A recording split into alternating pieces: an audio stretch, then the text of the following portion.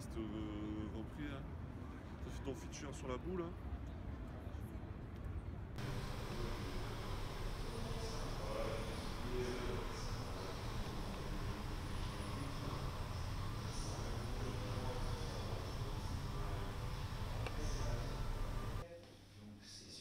Deux ou trois dernières années. D'accord. Et par rapport parce que j'imagine qu'une grande partie, bon, le travail est... Dans tous les cas de figure existent, donc en fait les gens ne cessent pas. Roland, une commission a été créée, la commission Mattei, du nom de son président, pour reprendre cette question à bras-le-corps, on raisonne pour une double raison. D'une part pour que des gens puissent reconnaître, les autres ont été déposés dans les musées en région. D'accord, donc le musée du Louvre conserve 1752 œuvres qui ont été pris mais qui ne sont pas des spoliations. Voilà, absolument. Des dommages de guerre.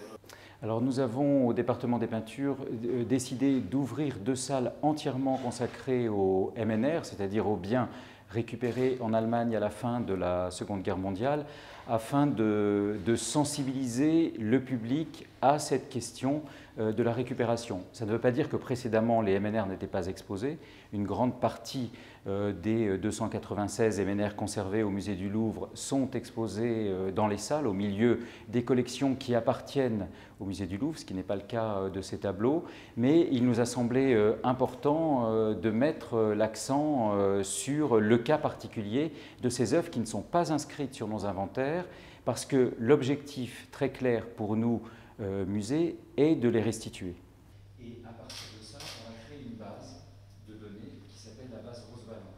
Oui. Ce qui fait que... Je vais chercher le micro et puis on va... Par exemple, l'ensemble des choses qui ont été récupérées en Allemagne, ça va des trésors, c'est tout le travail sur l'historique des œuvres qui permet de contextualiser, etc. Après, ça va dans une autre dimension.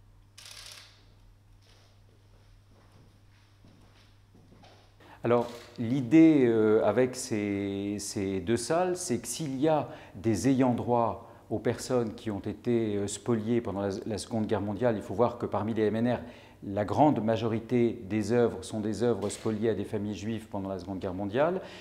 Ils peuvent voir ces œuvres, le système reposant sur la déclaration, donc en France en tout cas, déclarer ces œuvres comme leur ayant probablement appartenu et faire une demande de restitution. Après, le travail des mémoires non plus. Donc, il a fallu aussi... C'était pas...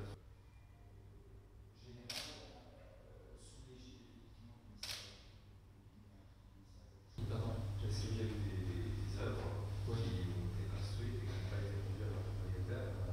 à leur légitime propriétaire s'ils se déclaraient, sachant qu'en France on est dans un système déclaratif.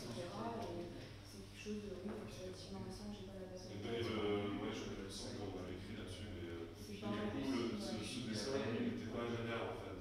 Il y a des gens qui le retenaient,